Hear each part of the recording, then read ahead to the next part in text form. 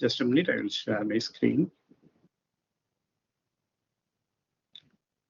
Yeah, screen is visible, ma'am.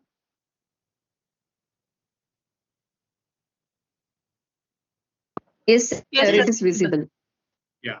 So once again, good evening to one and all present here. So the today topic actually it's a comprehensive NLP from the fundamentals to future direction. So next 2 days, actually we are going to discuss about all the way. We have to discuss about the fundamentals of NLP and based on that fundamental and other things, how to implement that NLP and in what way, what are the techniques and what are the use cases and what are the future directions related to that. What research and whatever. So the next 2 days we are going to discuss about that overview of the comprehensive way of that NLP. So before going to the content, just I want to brief what about that NLP. So the NLP is a branch of artificial intelligence. So that's why actually the what the FDP title itself is very nicely given. Yeah, so inside AI insights in that cases that ML, deep learning and NLP. So this is a subset of that artificial intelligence. So today we are going to discuss about the NLP. So NLP is a branch of artificial intelligence that focuses on enabling computers to understand, interpret, generate, and also interact with the human language. So that's a very important thing. Normally, understanding will be there, but here, whenever we are talking about the NLP, understanding is possible, interpretation is possible, generation is possible, and also interact with the human language. That's a very, very primary aspect of that NLP. So that's why this field combined the elements from linguistics, computer science, and data science to create the algorithm and model that can work with the text and speech in meaningful way. So that's a very, very important. That's why whenever we are talking about the NLP, in that NLP, mainly that NLP consists of a lot of technology, but here mainly based on the linguistics, based on computer science domain, and also very important thing, the data science. Why? Because here all the way we are focusing about the bulk amount of data. So in that case, the data science is also needed for making that NLP. That's why the NLP drives a wide range of applications from a simple text oriented or simple text classification to the complex conversational AI. Actually, at present, everybody aware of that Chat GPT and other so many versions of Chat GPT. So in that cases, actually, with the help of that NLP, we may go with applications, simple text-oriented applications to the complex conversational AI that include the chatbots, language translation, some kind of sentiment analysis, and another very important thing, information retrieval, and so on. So the research is going on like that. So actually, in the next 2 days, we are going to elaborately discuss about what are the different variations or what are the different applications related to NLP and other things. So the ultimate goal of that NLP is to just bridge the gap between human communications and machine understanding. That's a very important thing. Just actually the NLPs act as a bridge the gap between the human communication and the machine understanding, and also it allowing for more what are the intelligence interactions with the help of technology. So the different technologies are there. So that technology also we will discuss in the upcoming slides. So that's why in that case, the comprehensive NLP. See, in that actually I named it as a session is a comprehensive NLP. So the comprehensive NLP is nothing but it encompasses a broad range of techniques and technologies that aimed at the enabling the computers to understand, interpret, generate, and something respond to the human language in a what is a meaningful way. So that's why I named it as a comprehensive NLP. That's why that NLP integrate the concept from the linguistics, computer science, machine learning, artificial intelligence, data science, so and so on. So these are the technologies mainly useful for making the NLP further. So with this short introduction, just start the session. So are you able to see the second slide?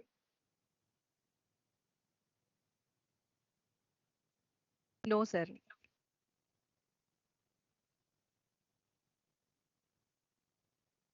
What about now? No, sir.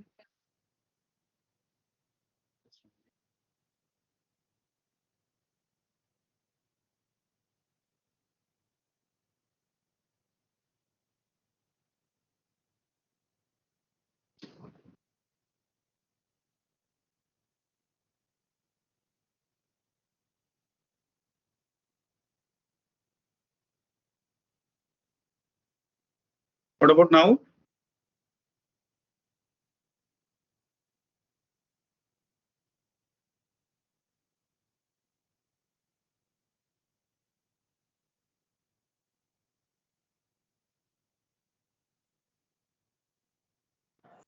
Yes, sir. Yes, sir.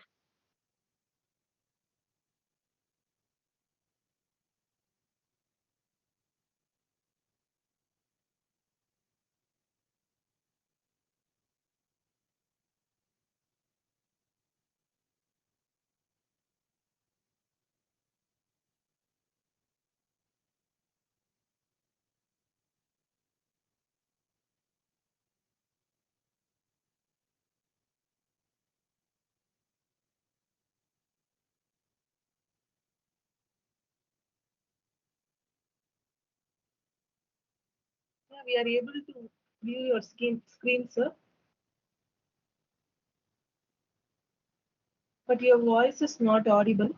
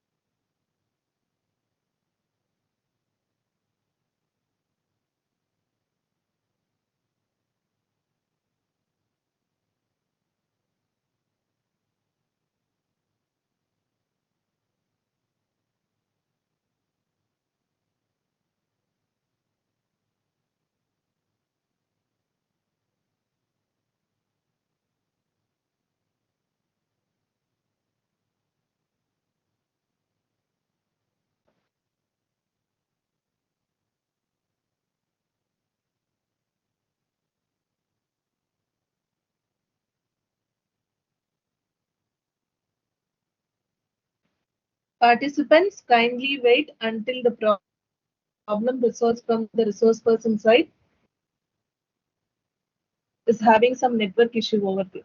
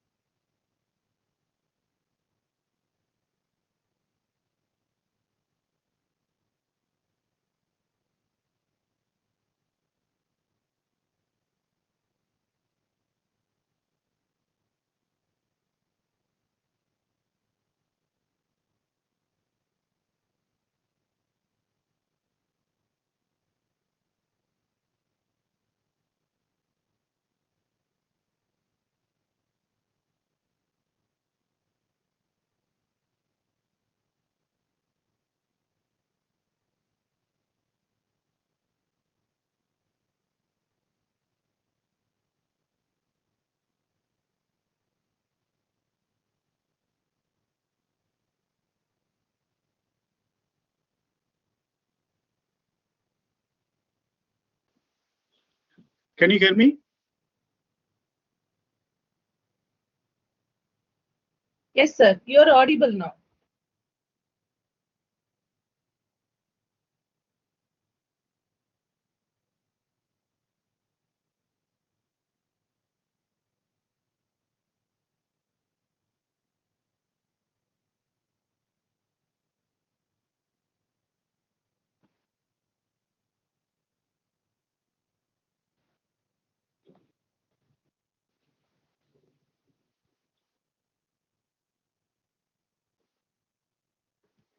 Are you able to see the second slide?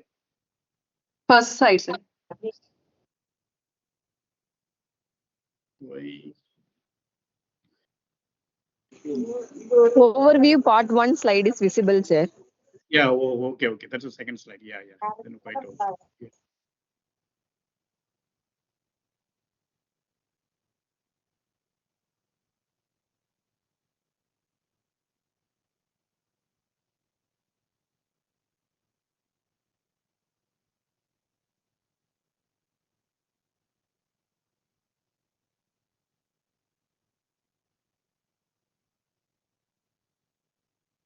Yeah.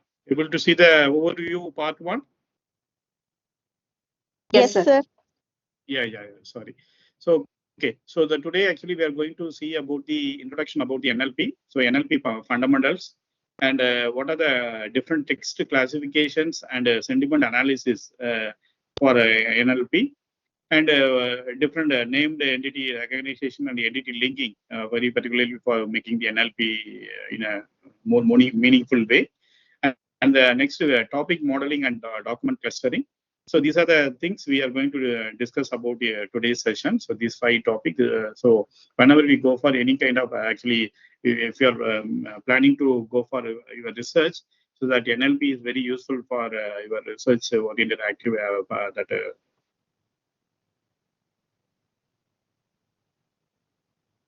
So these 5 topics. So the next tomorrow we'll see about these remaining things. So we'll go with that introduction. So in that, actually, we know the NLP is a field that combine the elements of computer science. Already told you that artificial intelligence and computational linguistics and data science to enable the computers to understand, interpret, generate, and even respond to the human languages. So that's overview. That's the introduction about the NLP. So normally the NLP is a field that combine these all elements. Computer science, artificial intelligence, computational linguistics, data science. So that's why this interdisciplinary domain mainly addresses the complexities of natural language, then from the basics text processing to the sophisticated conversational system, and also it's a foundation to the many modern technologies and applications. So this is the introduction about the NLP. And next thing, what about the understanding of the natural language? So, hello? Am I Sir, audible? sorry for the interruption. Kindly switch the PowerPoint to presentation mode, sir. Are you able to see the which slide? Part 1, sir. It's overview. Oh, but I opened that mode only. That screen and that Microsoft Edge tab is there. Window entire screen. Even I can choose all the things. Click on F5, sir. No. That I did it. What about now?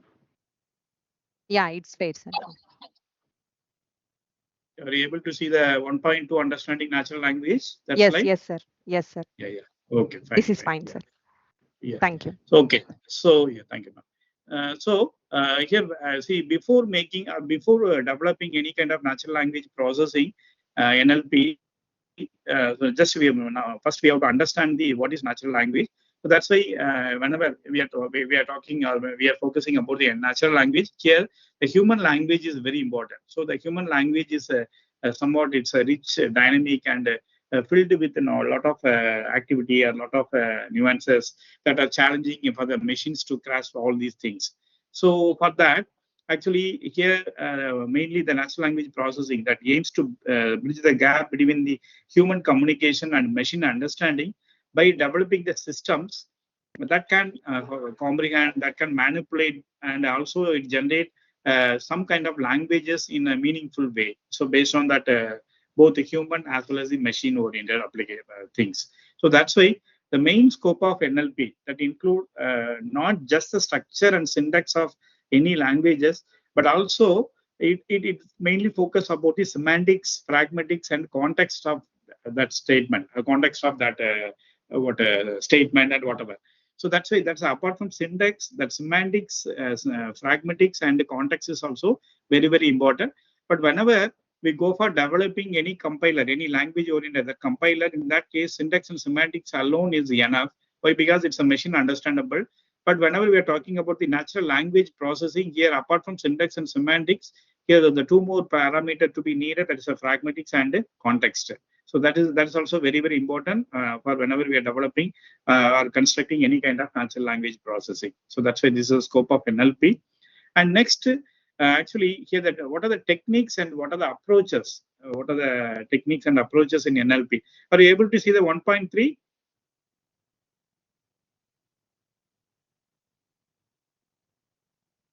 Yes, sir. Yeah, okay, fine. Yeah. So what are the techniques and approaches in NLP? Here, that NLP has NLP has evolved significantly over the years with various approaches and technologies contributed to its progress. So in that cases, first actually a rule-based system. See, actually, almost all the techniques and approaches is based on the artificial intelligence. So here, already we know about the rule-based system, very important in that artificial intelligence. So in that case, the rule-based system here, yearly NLP systems that mainly depend on manually grafted rules for the language processing. So that's why these systems were limited in their ability to adapt to different contexts. So that's why that's a rule-based system. Having some kind of drawback. So that drawback will be overcome by the next method. Is the next technique is a statistical method. So here the shift to the statistical method that introduces the some kind of probabilistic approaches that allowing for more flexibility and more scalable. So for that, actually we come up with that statistical method. And next method is the next technique is the machine learning. So we know the machine learning is a subset of artificial intelligence. So in that case, the machine learning usually actually it's a broad, more sophisticated algorithm, and that enabling the NLP system to learn from large data sets. So that's why the data science is very, very important whenever we are focusing about the NLP for mainly for the machine learning oriented techniques. And next, fourth one is the deep learning and neural network. So here the deep learning and neural network, the emergence of deep learning with the architecture, like we may know about the recurrent neural network, what LSTM, long short-term memory networks, and transformers, some kind of transformers. That is some we may say some revolutionized NLP. So these models would understand the complex patterns and relationships in languages. So that's about the fourth deep learning and neural network techniques for making the NLP. And next, fifth one is the pre-trained language model. So the pre-trained model, like we may say the PERT system, GPT, and Robert A. So these are the systems that are trained on the vast amount of text data. So they have some new benchmark in NLP. So that's why this model can be fine-tuned for some kind of specific task. So it providing the state-of-the-art performance and so on. So these are the 5 important techniques and approaches, very particularly in NLP. So that's very useful for designing any kind of NLP. And next, NLP fundamentals. So before entering into the deep understanding of NLP, the fundamentals of NLP is very, very important. So here, introduction to NLP and its applications. So normally the natural NLP have heavily benefited from the recent advances in machine learning, especially from the deep learning, different deep learning techniques. That's why this the field is divided into 3 different parts. So the first one, they are very particularly the NLP here based on the speech recognition. So the speech recognition is nothing but here the translation of spoken language into the text. So whatever we are speaking, so that what the voice, that voice is converted into text, voice to text. So for that case, the speech recognition is very important. And second one, natural language understanding. So that's the NLU. See, whenever we are talking about the NLP, that equally important concept is the NLU. So the natural language understanding is nothing but it's a computer's ability to understand the language. So that's a very important thing for the processing, natural language processing. And third one is a natural language generations. So in that natural language generation, here actually mainly it will be useful for generation of what the natural language by a computer, by a system like that. So that's a three important thing. So the NLP and its applications. And another thing, why the natural language processing is difficult. Actually, whenever we are designing any kind of NLP oriented system, sometimes we may say it's very difficult to make it. Why?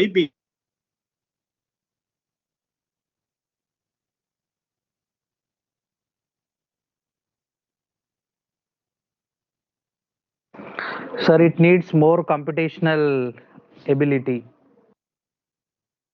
It uses statistical approach, so it is very difficult for computational.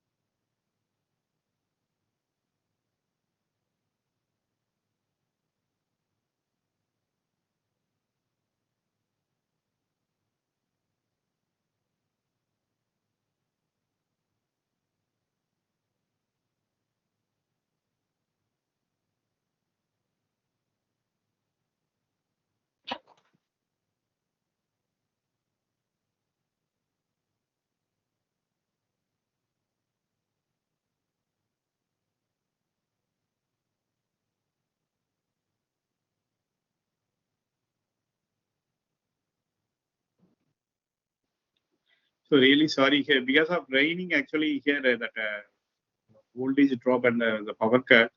Just a minute.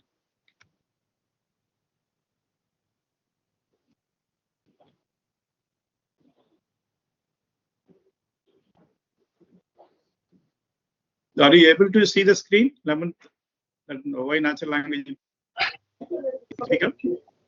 Yes, sir.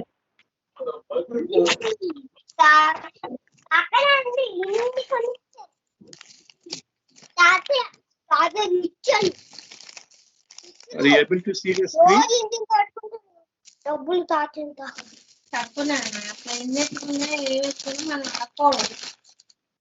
Yes, sir. We can able to view, sir. Yeah. So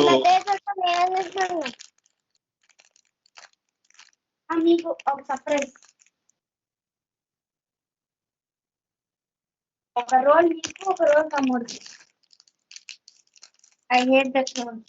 You like it? మొన్న cake వచ్చింది కదా బాగుంది అది అందుకే నీకోసం అన్నెందుకు తీసుకున్నారు 50 rupees. Jyoti ma'am.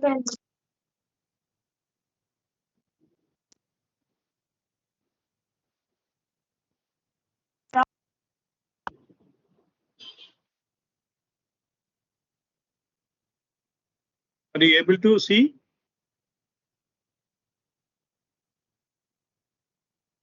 Yes, sir. Yes, Yeah. yes. Yes, sir. Yeah, yes. Can able to see. Sorry. Yeah.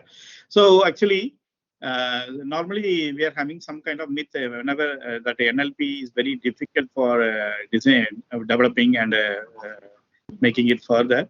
But it's not like that. See, some of the normally whenever we go for developing any kind of system, some preliminary things to be needed.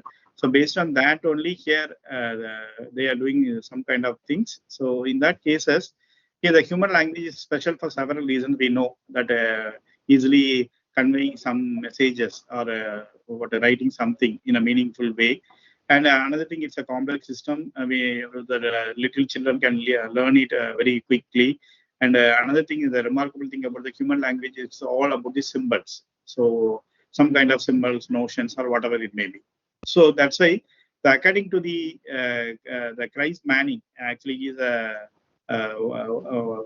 he's a professor from Stanford University. Mainly, he's an expert in machine learning.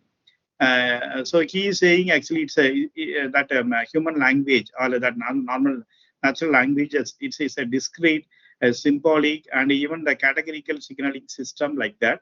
So that's why this means we can just convey the same meaning in different way. So, for example, we may say speech, gesture, sign, and notations or whatever. So the different the meaning is meaning same meaning but a different way. So in that cases, the encoding by the human brain is a continuous pattern of activation by which the symbols are transmitted via the continuous signal and even some kind of sound and vision and so on.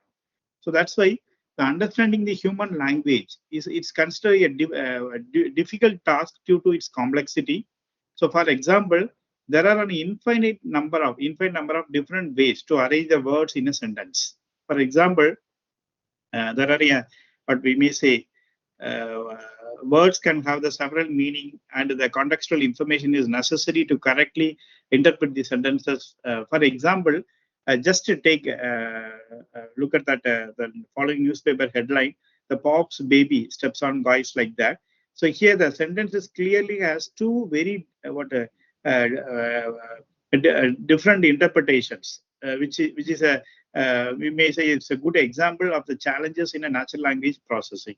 So that's why somewhat we may say it's a difficult, but even though based on our training, that's why we are using all the way we are using the machine learning and we are using the large data sets. So that's why we are using the data science for making the NLP. So that's a very important thing. Next, different applications of NLP. The first application is a chatbots. So here the chatbot mainly it's one of the most prevalent applications of NLP. So at present, actually, we are aware of that chatbot, ChatGPT, and so many what are the kind of bots are there. So these AI-driven entities employ the NLP to understand and respond to the human language in a conversational manner, primarily based on the text-based interfaces. We got the chatbot mainly based on the text-based interfaces only. Apart from that, the voice-activated chatbot also gaining some kind of traction. So leveraged by the business across the globe. See, we know about that in the early days. A lot of instead of the telecallers or instead of the chatbot is act as a primarily for a querying system, querying and answering system like that. So that's why they're capable of understanding the customer queries, providing the immediate responses, and even resolving common issues. So thereby they're boosting the efficiency of customer service operations and so on. So that's a first applications of NLP, that's a chatbot. And second thing, email filtering. Actually, the email filtering is another practical application of NLP. Here, the sophisticated email service leverages that the NLP to categorize, sorting the mail, filtering the mail, and enhancing the user experiences. Even Gmail itself, the Gmail having a lot of features. So all the features, even in the spam filtering is there, categorization is there, sorting of the mail content is there, and even enhancing the user experience is also possible. So that's why this technology, the NLP technology, is used to detect and filter out the spam messages, mainly.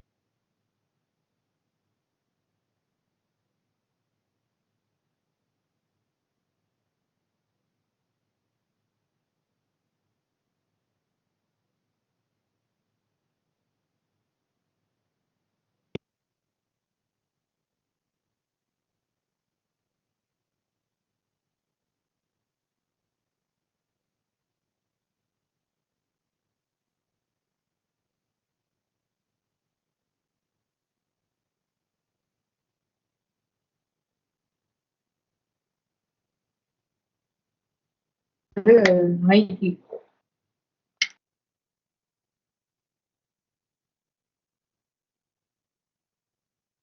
Sir, voice not audible.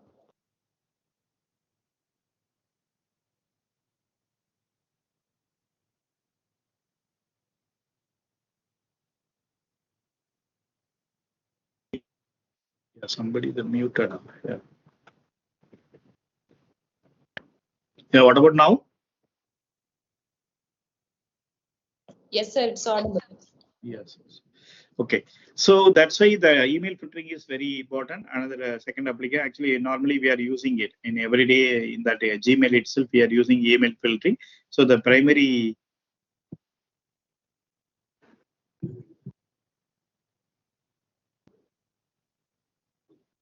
Am I audible? Yes, sir. Okay, so next one is language translation. So the language translation is also another very important application. Why? Because it's a power of a natural language. We may say it's a language translation is a power of NLP, by enabling the real-time translation of the text from one language to another. So that very actively we may use it in the Google itself, converting one language into another language. Every day we are using it. So in that cases, that NLP mainly break down the languages barrier and it facilitates the global communications. So that's why this technology is not limited to the translating written words. It can also transform the spoken phrases into another language. So that's a voice to text or like that, and making the international dialogues more accessible and effective. So that's why these translation tools utilizes the NLP to comprehend the context, grammar, and semantic of any input languages, and also to generate the accurate translation in the output language. So that's why this language translation applications of NLP has the substantial implications in areas such as whenever we go for travel to the other country, some kind of international business, any conference. So in that cases, actually, the particular person will convey their messages with their native language. So that will be converted into common language like that. So that's why based on that NLP applications, here mainly the cross cultural research is mainly happening. So that's why the language translation is very vital, very vital applications in the current scenario. And next very important thing is the sentiment analysis. So the sentiment analysis, we know actually it's a separate research topic. So sentiment analysis is also called as opinion mining. So it's an influential applications of NLP. It involves the determining the different emotional tone behind the words to gain an understand of the attitudes, opinion, and even some kind of emotions expressed within an online dimension. So by leveraging this machine learning, that the text analysis and computational linguistics, that NLP enables the extraction of the subjective information from source materials. So in practical applications, whenever they're talking about the sentiment analysis in practical, that NLP uses the sentiment analysis to identify the sentiment in social data. That's a very, very important. Nowadays, actually, even we know about whenever we are using any kind of Facebook or any social media pages, So based on your preferences, based on what are the things you are seeing it, based on that, automatically that particular content will be coming in subsequent days or a month or even in hours like that. So that is happening with the help of that sentiment analysis. So that's why it's useful in the social data, customer reviews, and survey, and among other sources like that. So for example, in the mainly for the business, in the business oriented applications, mainly the NLP, what are the use the to understand the customer behavior, customer what are the sentiment towards the product branding, or even service based on the online reviews or the social media conversations and so on. So that's why by detecting the negative sentiments, that companies can take the proactive steps to address the customer concern and improve their overall experience. So that's also happening with the help of sentiment analysis. So that's why here actually we will discuss in the upcoming slide very elaborately in the sentiment analysis. Why? Because the NL sentiment analysis is very important application in that NLP. So that for the sentiment analysis, an intensible tool in the areas like the market research, any kind of branding, or very particularly in the brand management, and even for the customer service. And next thing is a predictive text. So next application is a predictive text.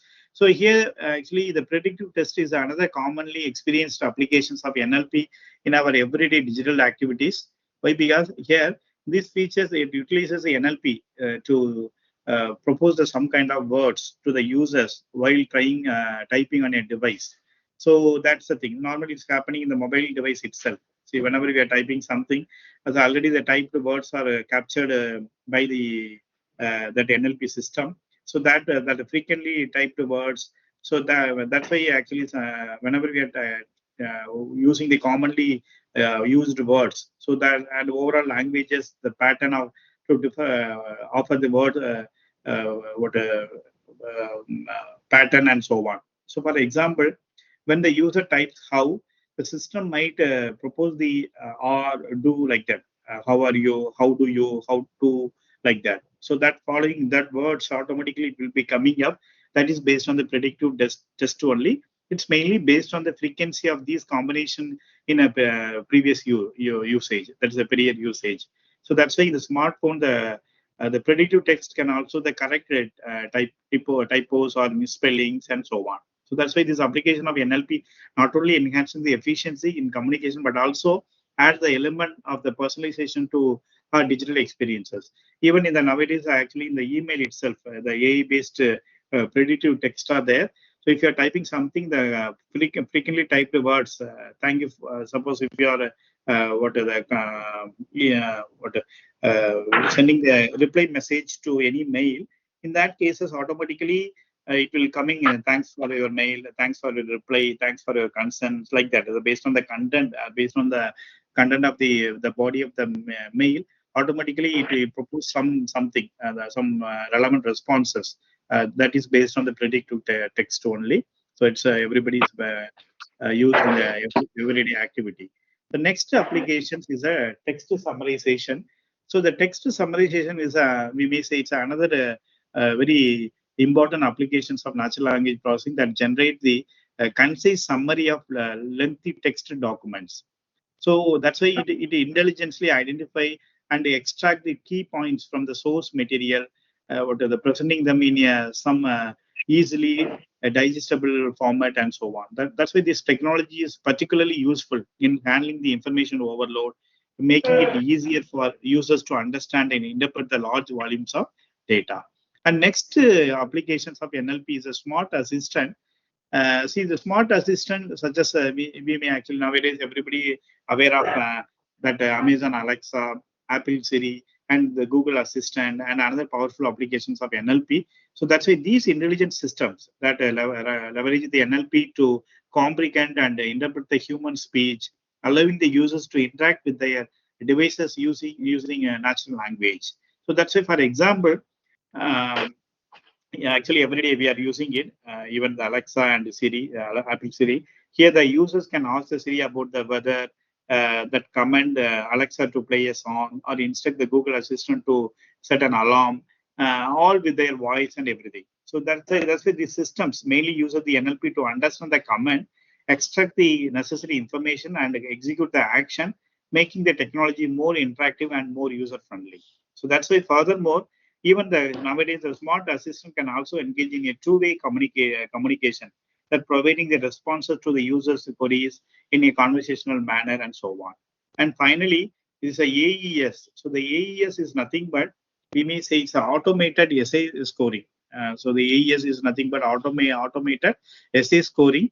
It's an innovative applications of NLP that has the educational assessment, or mainly it utilizes the NLP to evaluate and grade written essays based on the various parameters like grammar, vocabulary, some kind of argument structure, even the organization of the wordings and so on. So by analyzing this component, this AES can provide that instant and objective scoring, reducing the workload of the educators and providing the student with immediate feedback and so on. So that's another very important, that is the automated essay scoring that's happening. So these are the different applications of NLP. So if you actually go for planning to proceed your research, in the sense, you may take any kind of applications. You can take as your research, and we will make you can proceed further. So next thing is basics of text processing. See, actually, whenever we talk about that NLP, the very important thing is that text processing is very important. So the text processing actually is nothing but it's a foundational aspect of natural language processing, where here the raw data is transformed into the structured format, and even it can be analyzed and understood by the computers. So that's why this process involved different steps for cleaning, or the passing the given statement, and represent the text in a way that facilitates what the further analysis and model building and so on. So based on that, the basics of text processing is, first one is the text cleaning.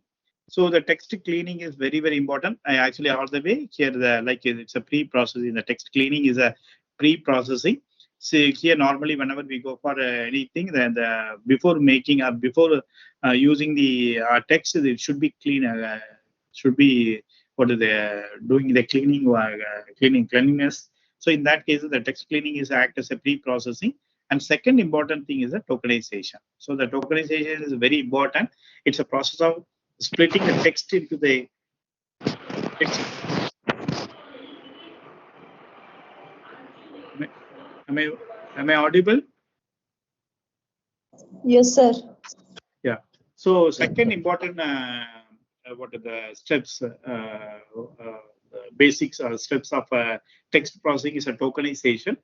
So normally we know that tokenization is a process of splitting the text into the smaller unit or tokens. We may say the token. So these steps mainly create the basis for further analysis. So here the tokenization can be performed in a different level. Word tokenization. So the words are tokenized, sentence tokenization or character tokenization, and so on. So normally we made aware of the token. Every statement or every language, every statement should have a token. It's a stream of characters. The token may be a keyword, or maybe identifier, or maybe a constant or variable or operator or anything. So like that here also, whenever we are talking about the text processing, here the tokenization is happening, but the tokenization may be happened in the different way, different level. One is a word tokenization. Here the breaking the text into the individual words or terms. Sentence tokenization is nothing but splitting the text into the individual sentence. And character tokenization is nothing but splitting the text into the individual character. There's a string into character, like that. So that's a different way of tokenization is available in the NLP. And third one is another very important thing is the lemmatization and strumming. So that elaborate we'll discuss in the upcoming slides. So lemmatization and strumming, it's mainly reduce the words to their base or root from form to facilitate somewhat easier analysis and reduce the vocabulary size and so on. So that's why the stemming is involved, trimming the words into their stem or a root, often using that simple rules. For example, running. So running is a one word. So that word becomes a run. That's the thing. So the running is a word. So that word becomes a run. That is based on the stemming concept. So next, lemmaization is it's a process that uses a more what is the sophisticated approach to convert the words into their base of the dictionary like that. So, for example, running might becomes a run, but the ran would also become a run. So that's the thing. That's about the lemmatization. That's the thing.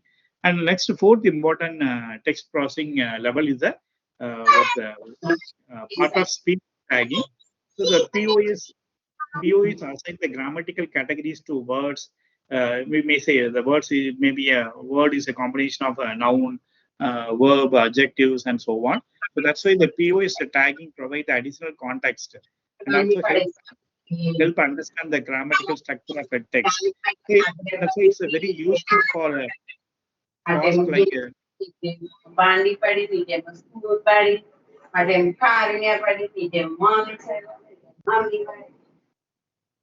Yeah, excuse me, Bhagya Lakshmi ma'am.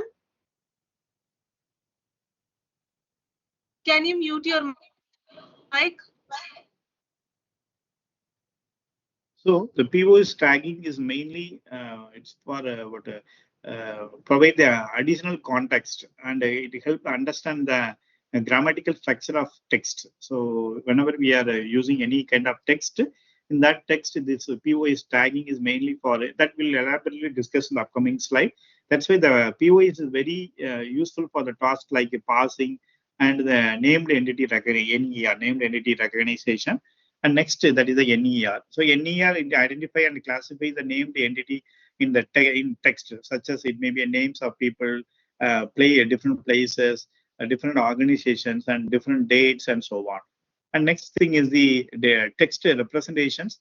So the text representation that involve transforming the text into the format that can be used by the machine learning model or any other analytical tools. So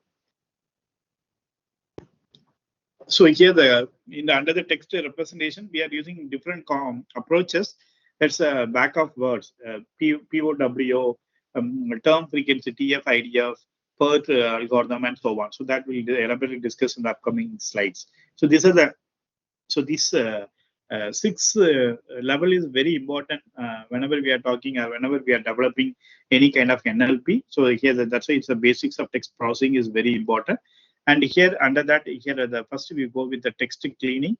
So the text cleaning is a step in the text processing that's mainly focused on removing or correcting unwanted elements from a raw text. So that's why this text cleaning helps the standardize the input and also remove the noises, unwanted things. So a common task in that text cleaning is it may be removing the special character. So it may be involved in removing some kind of punctuation, some symbols, or some alphanumeric characters and so on. And next, lower casing is nothing but it converting all the text into the lowercase to ensure the consistency of that sentence or that thing. And third one is the removing the stop words and URL. So here the stop words are common words like we may say and, the, or like that. So that all kind of the conjunctions or something that are often do not contribute the significant meaning that should be removed for reducing the noise and so on. And next thing is the correcting the spelling. So in that case, this involves mainly fixing the common spelling errors to ensure the consistent vocabulary. So that's about the text cleaning. So next thing actually in that case is removing the special character. See, this code will be useful for removing the special characters. So in that case, it's very essential to remove any characters that are not considered as a words or white spaces from the different text data sets.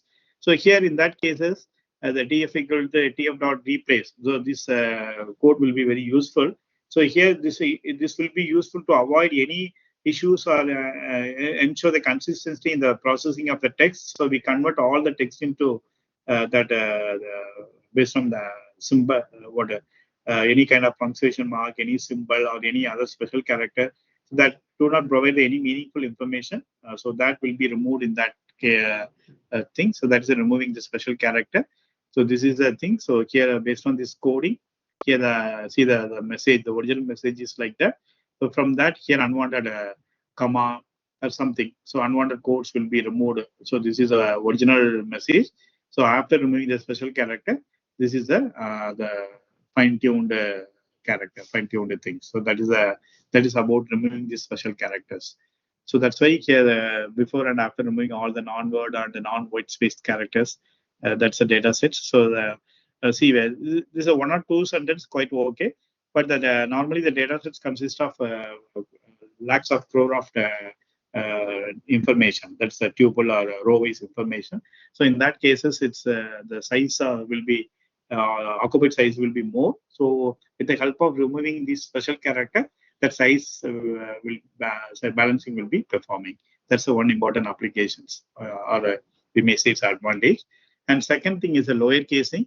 So here actually we know the Python is a case sensitive programming language. So therefore, to avoid any issues and ensure the consistency in the processing of the text, we convert all the text into the lower case. So that's why it's happening with the help of this. So that's why this may be performed here. After using this statement, this is a programming statement. Here, after using the statement, here the G is a G capital and A capital. So all the uppercase letters could be converted into the lowercase. So that's another meaningful information. And so here the data sets before and after converting all the text into the lower cases. And next one is the removing all the stop words and unwanted URL. Here, we know actually stop words is nothing but it's a commonly occurring words in the any natural language. So for the purpose of analyzing the text data and building the NLP model, these stop words might not add much value to the meaning of the document. So therefore, removing stop words that can help us to focus on the most important information in the text and also improve the accuracy of any of our analysis. And so that's why one of the main advantages of removing the stop words is that it can reduce the size of the data sets, which in turn reduces the training time required for the natural language processing model. See this coding part. So here this is an example for the stop word removal. So here is and for that unwanted words will be removed in that thing. So here, actually, we may use various library, that natural language toolkit, NLTK, SPACY, and LCKit learn that can be used to remove the stop words. So that's why in this example, we'll use the NLTK library to remove the stop words in the message column and our data sets. So that's a thing. So with the help of this NLTK, all the way we are importing NLTK. With the help of that, so the unwanted words, stop words will be removed, and that is also happening. And next here, this is things. So the all kind of category. So here, unwanted letters or unwanted words will be removed based on the above statements. So that's another very important thing. And another thing, the removing the removal of URL. So here, when building the model, the URL are typically not relevant and it can be removed from the text data. For removing the URL, we can use we are having the library regex that's available in that Python. So this is a coding for that. We are making it unwanted URL can be removed. And next, very second important text categorization is a tokenization process. So as per the tokenization process, we know the tokenization is a process of breaking the whole block into the text. The text may be a smaller. It may be any kind of tokens. So that's it may be a meaningful word. So here I see a cup of coffee. So here I is a one token, C is another token, A like that. So everything can be tokenized. So in this step, actually, we will be applying the word tokenization to the split the data into the in the message column into the words. So by performing the word tokenization, we can see the things. So with the help of this coding, easily we can obtain the more accurate representation of the underlying the patterns and trends present in the text data. So that's happening. So this is about the tokenization process. And next thing is a stemming and lemmatization. So after seeing this one, easily you can identify, you can understand the meaning of the stemming and lemmatization.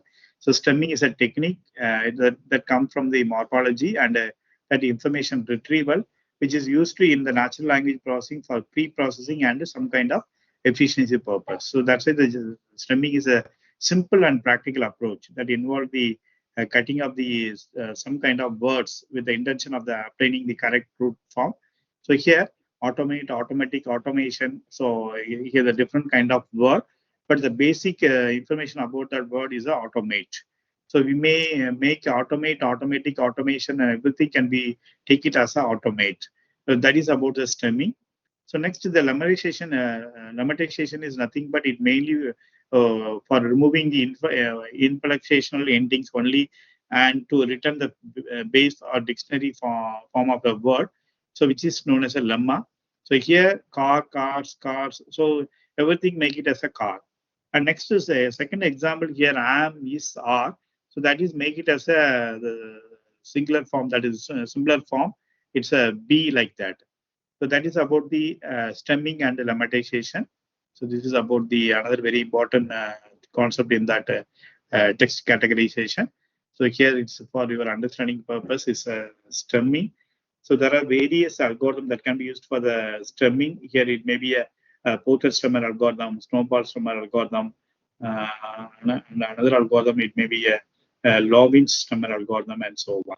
So this is the kind of that SSES can be make it yes, IES make it as I, educational is make it a AT, educational is make it a TA, like that. So that's about the stemmings. So this is about the coding of the lemmatization. After using the lemmatization, it becomes the original message, stemmed message, and the lemmatized message.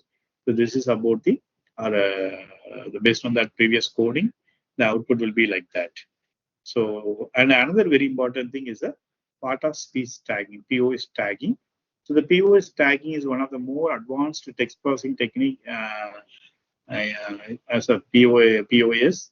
So mainly this step augment the input text with additional information about the sentence grammatical structure. So here each word is inserted into the one of the predefined category. It may be a noun, or it may be a verb, or it may be adjective, and so on. So based on that, here this step is also sometimes referred to as a grammatical tagging. See, actually, you people are aware of a compiler. So whenever you are talking about the compiler, the different phases of compiler, like a lexical and first phase is a lexical analysis. Lexical analysis only the all the input that high level languages are converted into the token, and that's a previous one tokenization. And after converting the token will be given as an input to the syntax analyzer or parser. That parser will convert that tokenized tokens into the meaningful that is what is syntactical structure of the thing. That is the grammatical tagging. That is a part of POS tagging here. So in that cases, see the example of POS tagging. Like here, actually, we are having the past construction is there. So here the past construction is based on the sentence is given. So here the sentence is the thief robbed the apartment. So that is a sentence is given. So based on that sentence, the sentence can be make it into the NP and VP. So that NPVP that then automatically then the part of speech, the different phrases, noun phrases, verb phrases. And the noun phrase consists of the determiner and noun. VP consists of the verb, and again NP consists of the noun phrases and so on. So like that, it will be based on that the POS tagging is happening. It's like based on that compiler. It's like past constructions. So that's about the POS tagging. So that's mainly for understanding of this understanding of the sentence, whether the sentence is appropriately given or not. Because then only we will get the appropriate meaning. So that's why with the help of POS tagging, it will all the way it will check whether the sentence is given in the appropriate way based on the grammar. So that's the purpose of POS tagging. And next thing is a named entity recognition. Mainly, it concentrates on the determining which items in a text, very particularly in the named entity, that can be located and classified into the predefined categories. So that's why these categories can range the names of the person, any kind of organizations or locations, to memory the values and some kind of percentages and so on. So here, for example, before that named entity recognition, the Martin bought 300 shares of SAP in 2016. But after applying named entity recognition, here the Martin is a person. He bought 300 shares of SAP as an organization in 2016 is a time. So that's why mainly the named entity recognition is a range, or it's a combination of any name of the persons, name of the place, or name of the organizations, or name of the time, and so on. So that's why based on that, this named entity recognitions are splitted. So this is another meaningful way of making it for the NLP. And next thing is a text segmentation. Text segmentation, it may be also called as a text representation. Here, the text segmentation is nothing but very particularly, it's a process of transforming the text into the meaningful units like words, sentences, different topics, and that underlying the intent and more like that. So mostly the text, whenever we are talking about the NLP, here the text is segmented into its component words, which can be a difficult task. That's depending on the language. So that's why this again due to the complexity of the human language. So for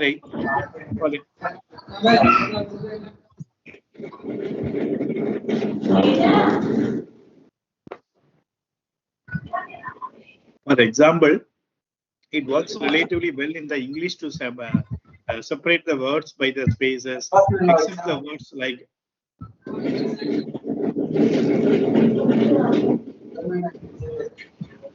yeah. So the words I. Can you mute yourself? Here, one word icebox that belongs to together, but are separated by a space. So the problem is that the people sometimes also write it as a ice hyphen spa box like that. So that's the thing. That's why that is the text segmentation or the text representation is very important in NLP. So that's another important thing. And another thing, actually, here we have to before entering into the next topic, here the text processing. See, I want to just ask some question. Is the text processing is really necessary? Can you tell the answer for this? The text processing is really necessary while you're talking about the NLP or while developing the NLP. The text pre-processing is whether it is necessary or not. It is necessary, Yes, sir. sir. Yeah. Why? Because it improves the performance of NLP system. So far we talked about so many things, text processing levels. So in that case, the text pre-processing is very important. Why? Because based on that text pre-processing only, the performance of NLP is doing some kind of improvement. So here, for tasks such as even very particularly in the sentiment analysis, that is the opinion mining, that another thing, the document categorization, document retrieval. So that's based on the user query and more. That's why it's very important. The text pre-processing is really necessary whenever we are focusing about the NLP. And next thing is the text classification and sentiment analysis. So after doing the text processing, see next we go with the text classification and sentiment analysis. So the text classification sentiment analysis is a very common machine learning problem, and it's used in a lot of activity.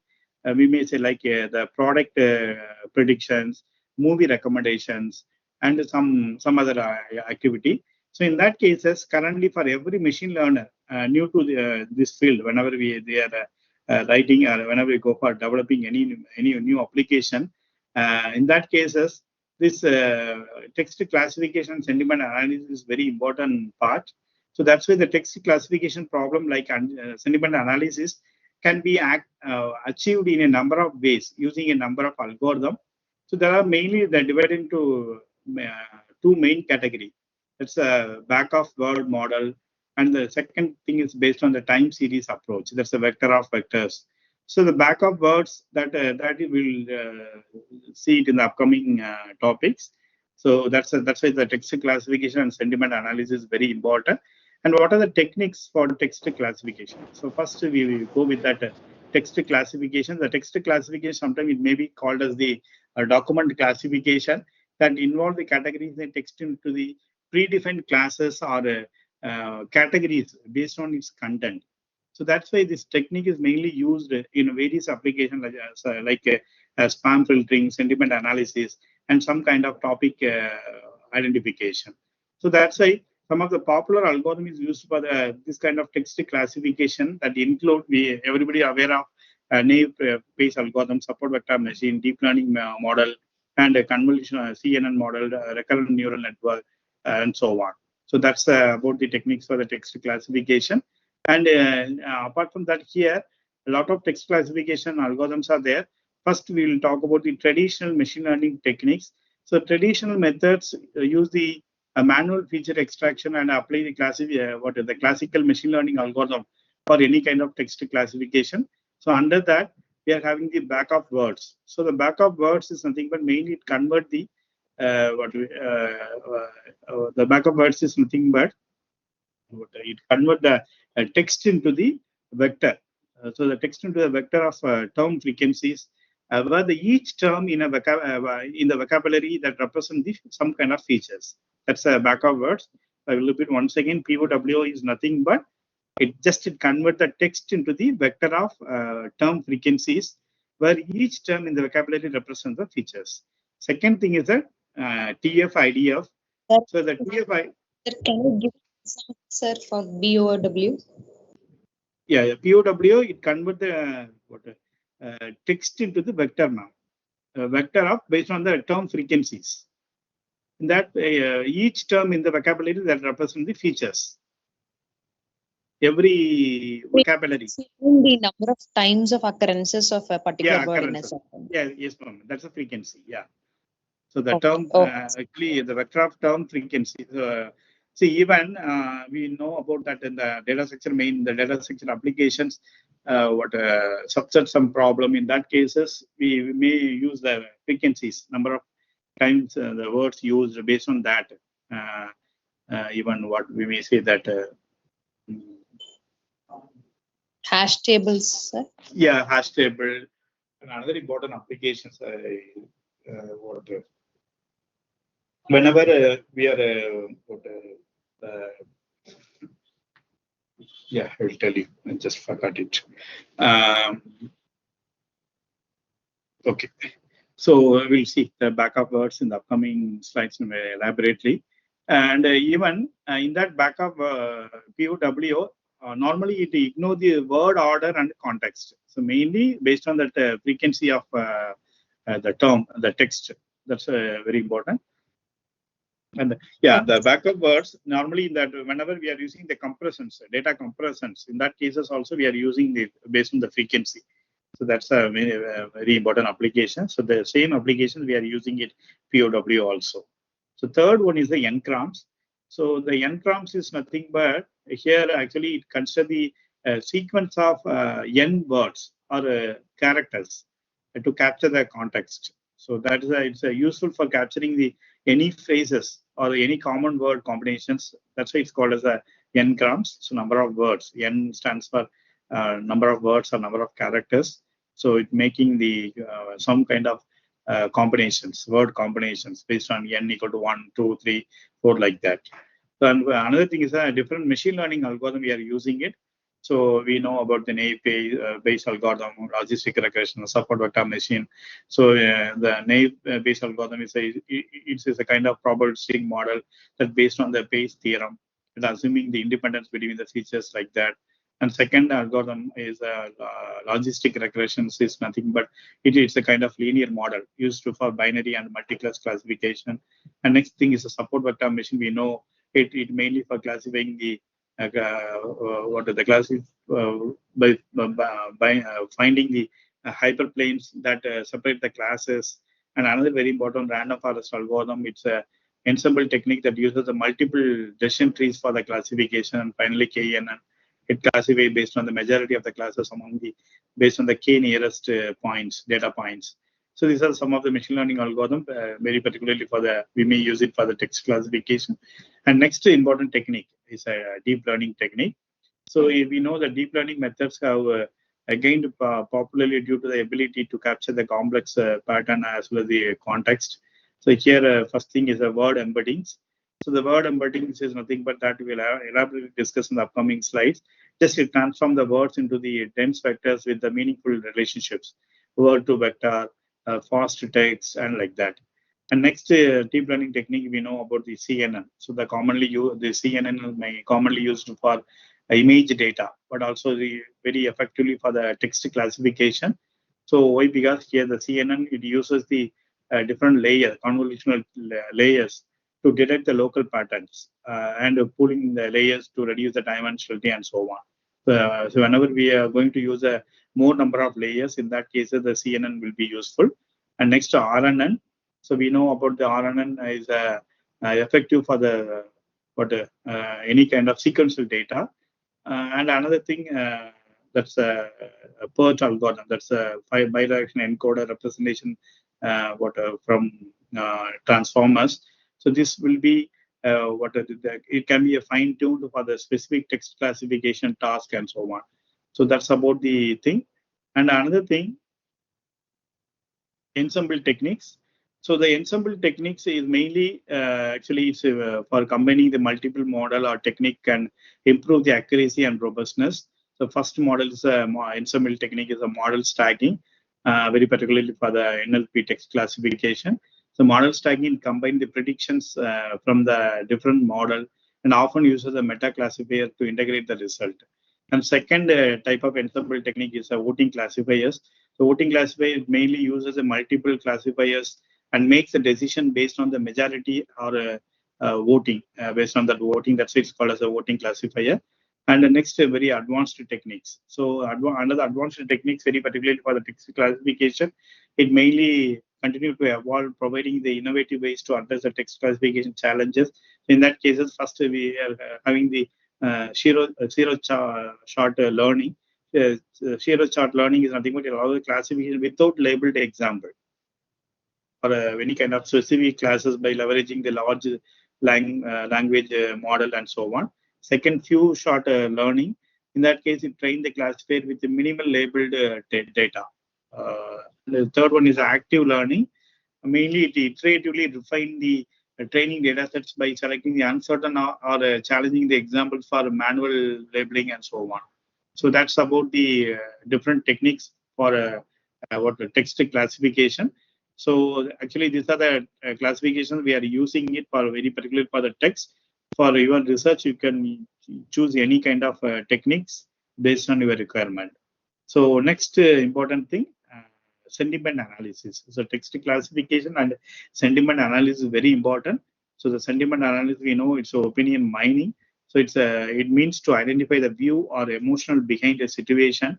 It basically means to analyze and find the emotions or the intent behind a piece of text or speech or any mode of whatever communication.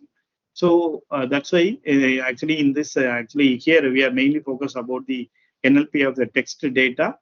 So normally we the humans communicate with each other in a variety of languages, and in that case, any language is just a mediator or a way in which we try to express ourselves. So that's why whatever we say has a sentiment associated with it. It might be a positive, or it may be a negative, or it may be neutral, and so on. So that's why, suppose there is a fast food chain company, and they sell a variety of different food items like a burger, pizza, and sandwiches, and so on. So suppose, for example, based on the sentiment analysis, some kind of reviews are there. Just taking the review one. Here, review one is I love this cheese sandwich. It's so delicious. And review two, this chicken burger has a very bad taste. And review 3, I ordered this pizza today. So based on these 3 review, which one is a positive and which one is a negative and which one is a neutral? Can you tell anyone? Can you tell it? Here actually First 3 one is different review. Yeah, first one is positive. Why? Because it's so delicious. Yeah. Second one is a negative. Yeah, second one is negative. Why? Because it's a very bad taste. Third, third one, I ordered the pizza today, but it is a neutral, no positive, no negative, just they ordered. So that's the thing. So based on that review itself, easily the NLP will understand the what kind of what about the marketing study or what about the product feedback. So that's a very important. So that's why here the 3 review.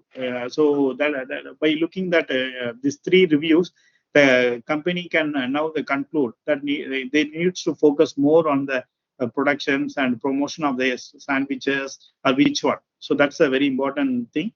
And next thing, sentiment analysis, some real world example is here.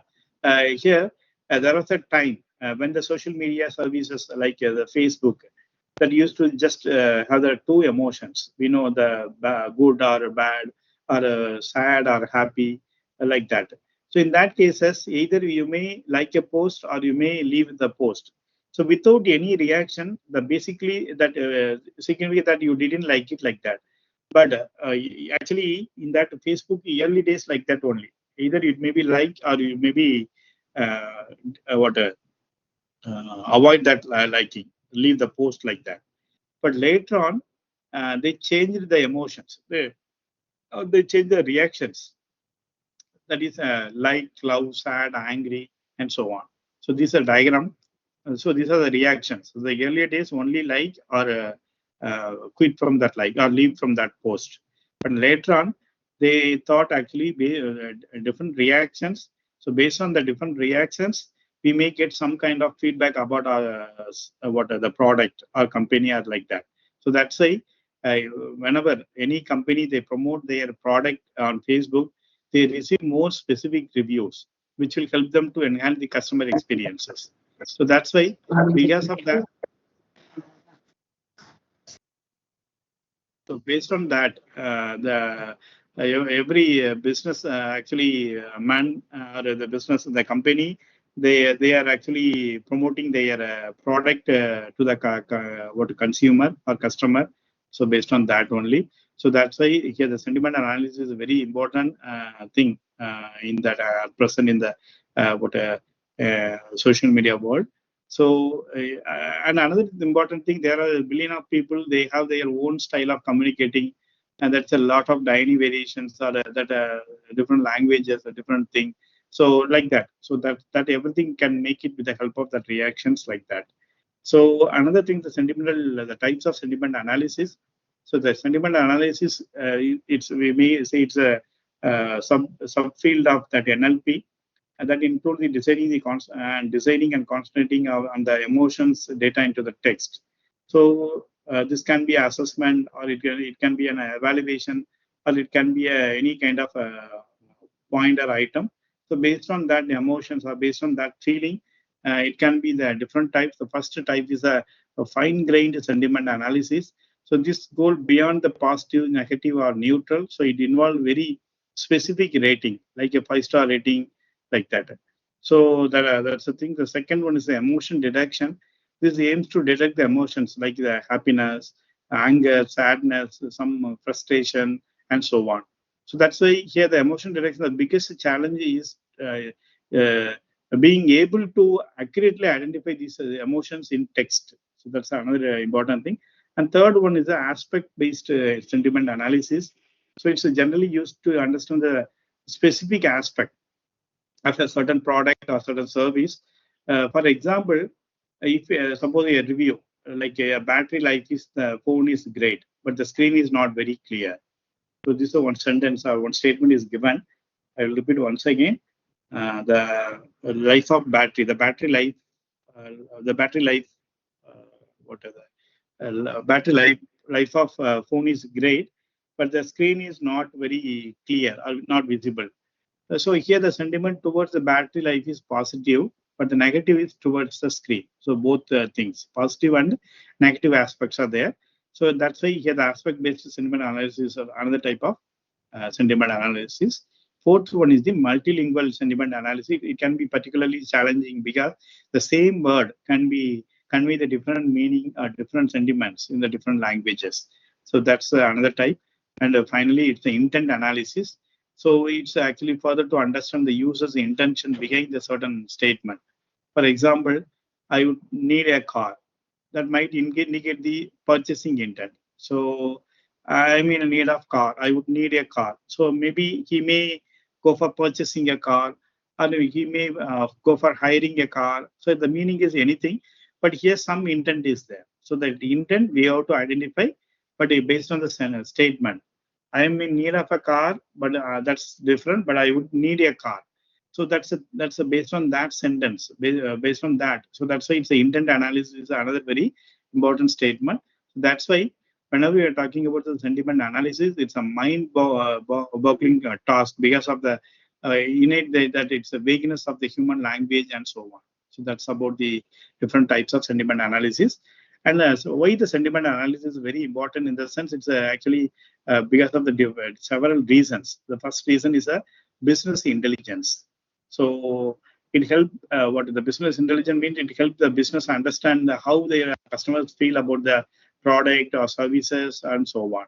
So second thing is the market research. So market research means it's nothing but by analyzing the public sentiment towards the product, services, or any kind of brand mentions on the social media. So that's actually gaining the more insights into the product, market trends, and competitors, and so on. Third one is the customer service. Customer service here, this kind of sentiment analysis can help the identify the negative reviews or feedback in the real time. So that's the thing. And the fourth one is the product analytics. It can be used to understand the user feedback on various aspects of a product, helping drive the product strategy and development and like that. And the next one is the public relations.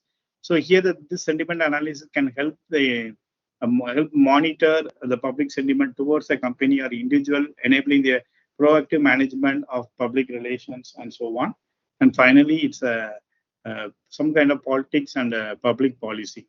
See, nowadays, actually, everywhere, whenever we are having that elections, in that all that polling and everything, even all the ruling party and opposition party, everything they are making it this kind of sentiment analysis. Why? Because the chances of winning movement and everything. So that's based on the politics this kind of what sentiment analysis. So that's another very important thing. And next challenges. Sorry. Yeah. Sir, is social engineering and sentiment analysis both are same? Which one, ma'am? Yeah. We may say that's opinion mining, social engineering. Yeah, everything same. Because based on the applications, we may name it as. Whenever we take actually here the sentiment in the sense some kind of sentiment we are taking. Whenever we are taking the different opinion, that's called as opinion mining. In that case, that topic about that. So all are same only. So based on the content or based on the topic we discussed, we named it. Okay, sir. Thank you. But a lot of advantages are there. But even though we are facing some challenges also. The first one is sarcasm and irony. Here, actually, this kind of linguistic features can completely reverse the sentiment of a statement. So this is some kind of a complex task even for the human, and it's even more challenging for AI system. So some way of some kind of questions or some kind of query, the answer is not possible to give it in the direct way. Because the question is like that. So in that case, even still the challenges are there. So even you may choose that kind of thing as a research topic in the more meaningful, because a lot of sentiment analysis oriented research topics are going on. But even though some of the area, the gray area is this sarcasm and irony, And second thing is understanding, the contextual understanding. So here the sentiment of certain words can change based on the context in which they are used. For example, the word sick. So the sick can have the negative the meaning for the health-oriented applications, but it can be positive in a different context. That's what we may say. That's a sick beat like that. Normally, sick is a negative, but based on the context, based on the meaning of the content, the particular text meaning will be differ. The sick is that's a sick beat like that. So that's the thing. So negations and double negatives. So in that, this phrases like not bad, not no, unimpressive. It can be difficult to interpret correctly because not bad in the sense we don't know whether it's a good or bad or a neutral. We don't know about that. Not impressive, we know about it's a negative, but not unimpressive. So these are some of the words commonly used by the human. So these kind of words cannot be interpreted correctly by the machine because they require the understanding of double negative or other linguistic meaning of the statements and so on. So in that cases we may use that Boolean algebra negation of negation. It may be a positive. So like that we may use the sentence, but even though the correctly cannot be projected in some sentences. So that's another challenges. And even in the fourth one, normally people use the some kind of emojis and slang. So in that case, the text data, especially from the social media, often contain the emoji and some kind of slang. That also sometimes even actually we may what whenever you go for using the Alexa, based on that slang, sometimes that Alexa correctly not get the what we are telling like that. So that's happening. That's also happening all the way, all the time. And fifth challenge is a multilingual sentiment. Actually, multilingual sentiment is a positive way, but even though in some cases it becomes more difficult when applied to the multiple languages. So in that case, a direct translation might not carry. That's why in the early days, the Google Translator faces a lot of issues. Just we are converting Tamil to English or English to Tamil. That translation is not happening in the proper way. But nowadays it's quite okay. All the way they made it in proper way. But in early days, they face a lot of challenges. So that's another challenge based on the multilingual sentiment analysis. And sixth one is aspect-based sentiment analysis. So here it's determining the sentiment towards a specific aspect within a text can be challenging.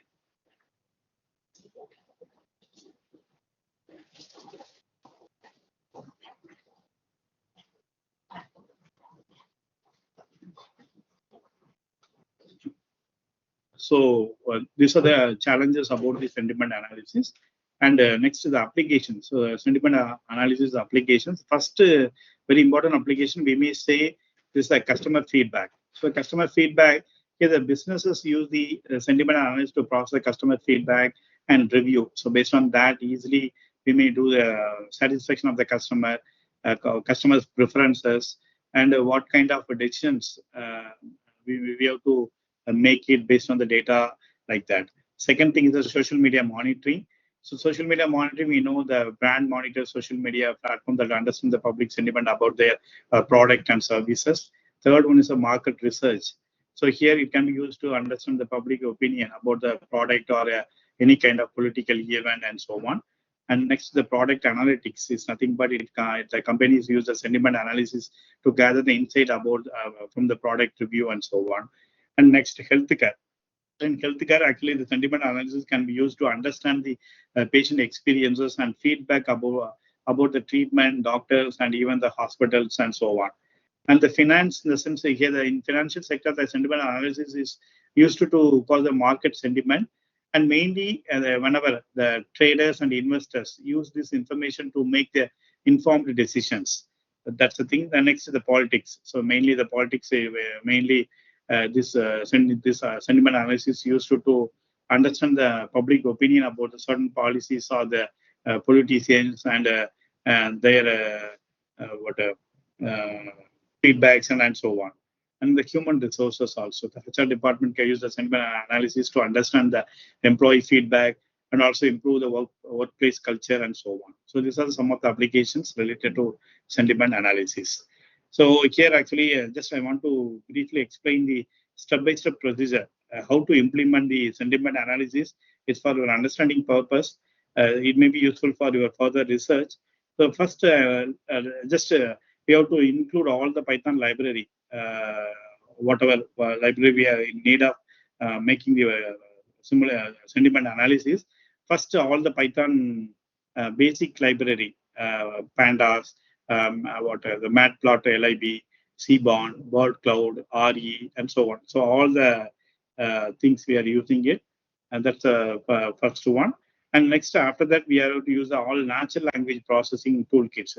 That's the NLTK toolkits, the Strawbirds, and word lemmatization, and everything you have to make it. That's another step. So we have to include. So first we have to include all the Python library. So next we have to include all the natural language toolkit library. So next after that, we will go for the machine learning library for Python. So in that case, we are using the count vectorization, a grid search CV, a random forest classifier, and so on. And finally, we have to use the evaluation metrics for our system. So the evaluation metrics may be consist of the accuracy score, precision score, recap score, ROC, classification report, confusion metrics, and so on. And finally, we go with the data sets evaluation. Everything is happening. So these are the things to be needed. Actually, whenever we go for using sentiment analysis, these are the step-by-step procedure for making it. And finally, with the help of that, we are getting some kind of what are the plot, what about the product, whether it's a joy or sadness or happy or whatever it may be. So this is about the different things. And next to the data pre-processing, now we will perform some kind of pre-processing on the data before converting it into vector and passing it to the machine learning model. Here we will create the function of the pre-processing of the data. So first we have to use that some kind of regular expressions for getting any kind of character or any alphabet or anything. So that's why here we have to use the lemmatization. So here this is a thing. So based on that, it can be performing. So here next we have to create a word cloud. So for the word cloud, here after creating the word cloud, we are getting the different words available in the database or data sets. So based on that, we are getting the output. So this output, actually this output is a data visualization technique. So mainly for depicting the text in such a way that the more frequent words appear so compared to the less frequent words and so on. So the more frequent word is actually it's given in the very big manner, and the less frequent words are given in the smaller word like that. So that's about the things. Next is sentiment analysis under that backup words, BOWO. So mainly which is used to represent the text in the form of backup words. So in that cases, we are using the scikit learn that provide the neat way of performing a backup words technique using the count vectorization. So that's why the count vectorization is very important. That's why now we will convert the text data into the vector by fitting and transforming the corpus data that we have created. So based on that, the first diagram, and second, we have to use some kind of ranges from the based on that the sequence of words in a row or sentence. So that's happening. Second one, and finally we are getting some output. So this output here we are using the grid search CV. The grid search CV mainly uses the different parameters, estimator or model parameters, some kind of parameters, CV. So something, these are the parameter mainly for getting this kind of output. This is about the POWO. And here the POWO, the test data transformation is happening. Now we will read the test data and perform the same transformation we did on training data and finally evaluate the model on its predictions. So based on that, here this is a next output. And next we go for the model evaluation. That's about the thing. And next one, named entity recognition and entity linking. So here it's nothing but here whenever we are talking about that NER and entity linking, here at its core that the named entity recognition is nothing but it's a subtask of NLP that mainly focuses on identifying and classifying the entity within the textual data. That's why this entity encompasses a diverse range of information, including name of individual, organizations, locations, any kind of dates, numerical value, and so on. So that's why you see this diagram. So here all these things: person, location, organization, event, date, other. So from the some sentence, the sentences can be differentiated based on the named entity recognition. So from the above image, you might have the some idea about what a named entity recognition that Python model does. So that's why the model can find the different entity that are present in the text, such as the name of the person, organization of the person, date of the person, location of the person, and so on. So everything can be make it. That is about the NER. The next thing, how does it work? How the NER work? So the NER, actually the NER operate and is an information extraction technique, and its functioning can be classified into several steps. The first step is the text pre-processing. So this step mainly involve preparing the textual data for the analysis purpose. So that's why this text also having like the tokenization process and the part of speech tagging and so on. Second thing is the entity identification. So once all the text are pre-processed, here any algorithm scan it into identify the sequence of words that correspond to entity. For example, identify the New York City as a location, Apple Agency is an organization, and so on.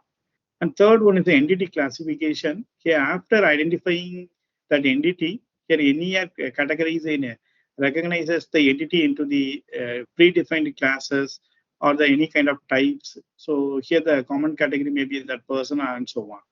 And next thing is the contextual analysis. The contextual analysis actually it's category it mainly consider the context in which these entities appear, ensuring the accurate classification and so on. So that's the thing. So normally, suppose Apple. So for example, the Apple is a text. So based on the context, the Apple system, Apple computer, Apple the fruit apple like that. So based on the context, the Apple word may be differentiated. So that's why the context is contextual analysis is very important in that named entity recognition. So based on that only it can be it's working. So that's about the thing. And next, what are the different use cases belongs to NER? So in that cases, there are many use cases are there. The first one is based on the customer support. Is mainly useful for the customer support. Here, every company is what customer support system available. So every day they deal with the large number of customer the requests, which may range from the installation, maintenance, complaint, and troubleshooting, and so on. So that's the thing. And second thing is the resume filtering. So whenever we go for filtering of the resumes, so here it uses the automated system. So based on that, the resume filtering is happening. That's another use cases. Third use case is the medical application. That's electronic health record creations. So here in that, all kind of medical, it's mainly useful for building the strong medical system. And next thing is so this is about the different use cases and different types of NER. The first type is a dictionary-based system. So this is the simplest approach. Actually, why we are here, we will be having a dictionary that contains the collection of vocabulary. Based on that, this approach will be working. Second is a rule-based system. Here you mainly uses a predefined set of rules for information extraction. And third one is a machine learning based system.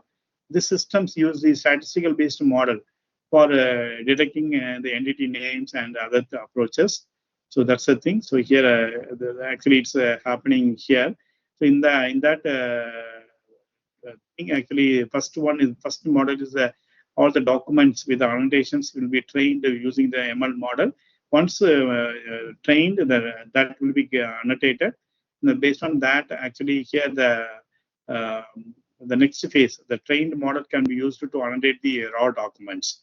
So that's about the machine learning based system. And next approach is a deep learning approach. So in that deep learning approach, that model are being used for building the state-of-art system for named entity recognitions. You see this diagram here, a lot of approach. It helps to learn the complex relations that are present in the input data and so on. So this is about the different types of NIA and what are the different extraction tools available. So the extraction tools, lot of tools are there. The first tool is a Stanford NER tagger. So first we have to downloading the Stanford NER GIF file using the following commands that commands are using, and next we have to loading the model. Next is the testing the model, and finally we have to provide the news article to the model. That's the output of the overall output of the system. That's the extraction tool based on named entity recognition. And next, topic modeling and document clustering. That's another very important concept in that NLP. Here we know that topic modeling is nothing but it's a advancement that uses the AI concept to help the business that manages the day-to-day operation and also provide a smooth customer experience and improve the different process. That's why every business has a number of moving parts. So it take the managing the customer interactions. For example, whenever we are talking about the customer service, that mainly they deal with the thousands of customers every day, and the many touch with the essential business task while performing the very important activity and can be easily be automated and so on. So that's why here the topic modeling, they use the statistical modeling technique and text mining. Those are the topic modeling is also analyzes the document to identify the what are the common themes and ideas for providing an adequate clustering thing. And finally, here it uses the LSA and LDA for the two important topic modeling method for analyzing the large text file to categorize the topics or providing valuable insights and for support for the decision making and other things. So these are the things. So remaining thing we'll see the next session tomorrow. So far we'll discuss about all the way we'll discuss about the very important thing for establishing or for developing any NLP system. So any doubt or any kind of query?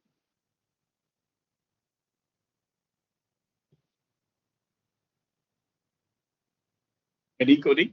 Anything you want to discuss?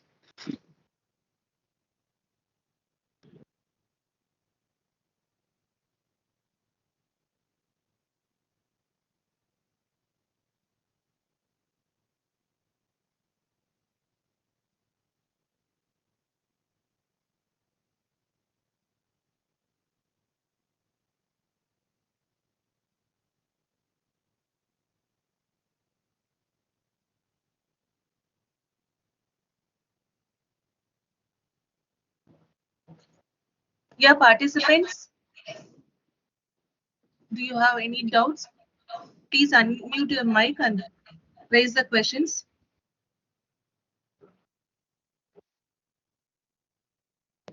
Am I audible?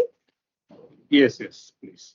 Sir, I just wanted to know, like, are there any challenges during the implementation of the sentiment analysis? Because we have varied type of data, like it could be a Twitter data or just a review comment in the short texts, right? Yeah. So, what are the challenges that can be incorporated or you might have faced during this implementation process? Can you please let me know, sir? Yeah. Actually, it's based on applications. It may be varied. So that's why the very important thing that data cleaning is very important.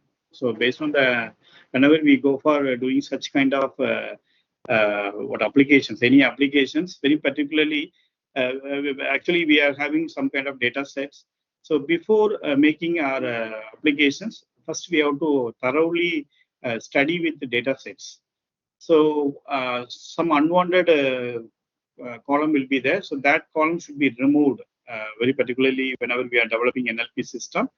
So whatever column or whatever field is very important for our application, based on that you can proceed your research now. Because a lot of challenges are. Basically, sir, just sorry to disturb you. Because it is a textual data, there we don't Yeah. have any columns or attributes to be specified. Only the textual data we are going to consider, not anything else, right? So it's all in the form of a single line sentences or a short messages, right? Yeah. So how should we handle them? Because our data set, because nowadays we know that every message is in a very shortened form. It is in an informal Yeah. way. Yeah. So how Actually, should that's we why. address that That's why, informal ma'am. way? Still challenges are there. That's why I have given even the advantages is the same, but the challenges also somewhat slightly same challenge. Why? Because still a lot of research is going on for the sentiment, very particularly in the sentiment analysis oriented applications. So in that cases, we may, based on the syntax semantics, based on that only we may create some other kind of keywords for making it further. That's still challenges are there, but that challenges should be overcome with the help of some other techniques or some other things. So that's why there is still a lot of research is going on. Okay, sir. Thank you.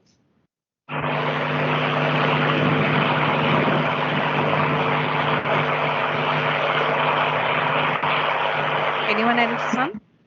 Or sir? Hello. Sir.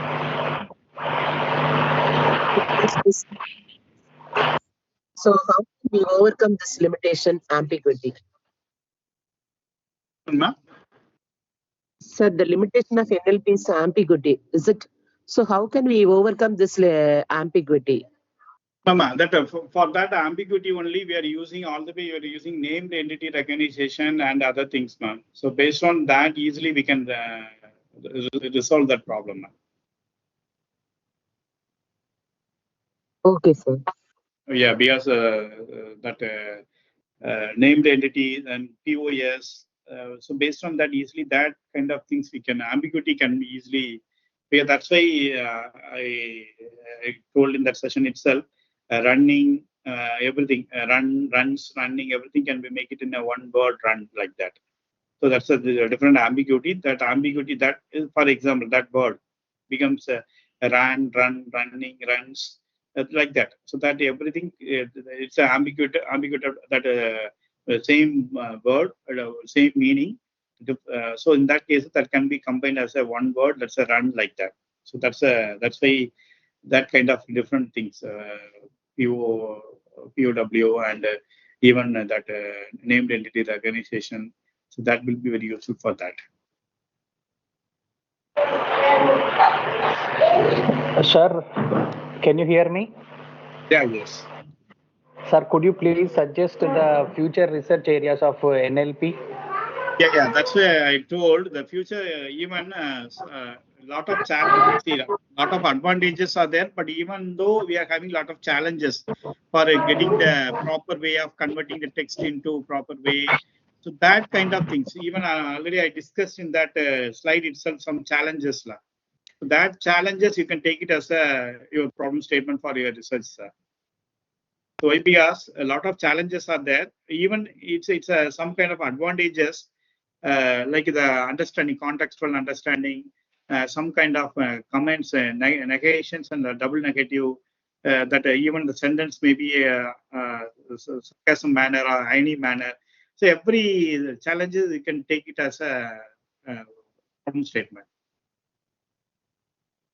And what Yes. is the publication acceptance rate for the papers in the NLP, sir? Publication Yeah, NLP actually a lot of papers. What are the every year they are publishing a lot of papers related to NLP, very particularly in the sentiment analysis. Because all the way that a lot of industries they are using it in that sentiment analysis technique, but still there is somewhere actually we are lagging.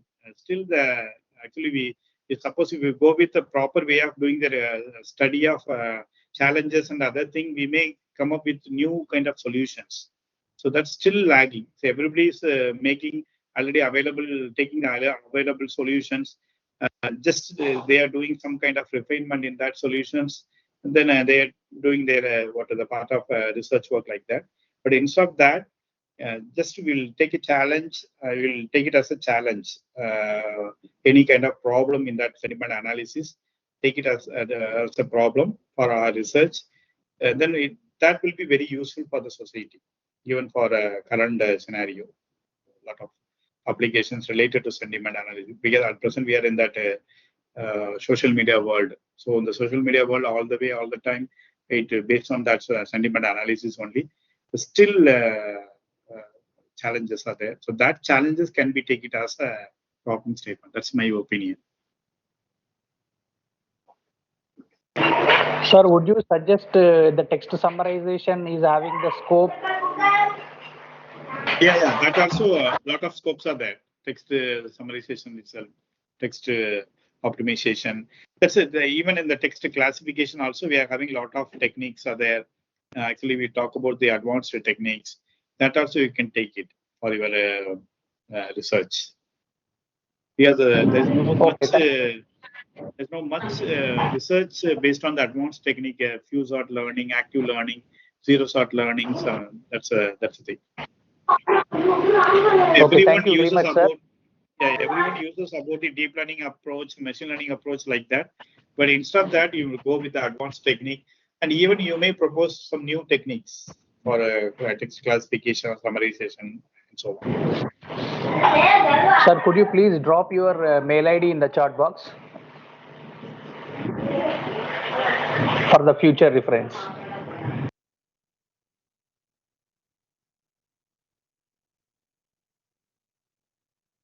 Yeah.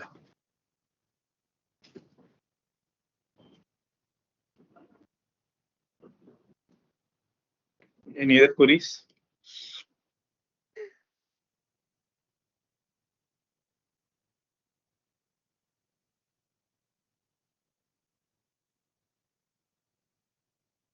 Okay. If no query, then we can wind up this. Can we wind up the session?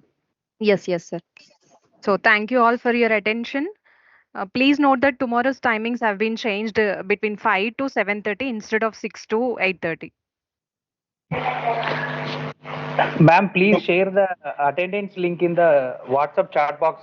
WhatsApp also, madam, please. Tomorrow Every timing, day. ma'am? Yeah, I'll be sharing, sir. Ma'am? Thank you, sir, for the wonderful Chat session. is not opening. So how can we give the attendance? Ma'am, excuse me.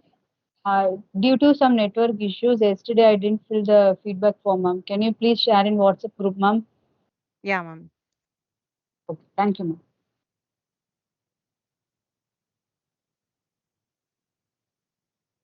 ma'am. Okay. Thank you so much.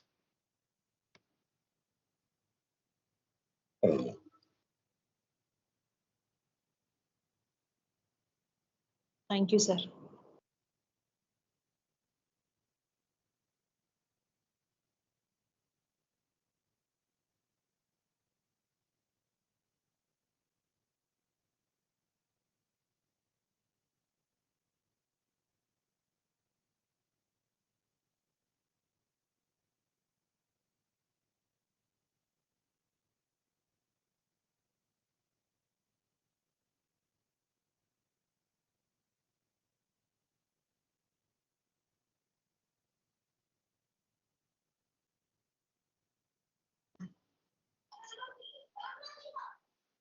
Ma'am, meeting is over.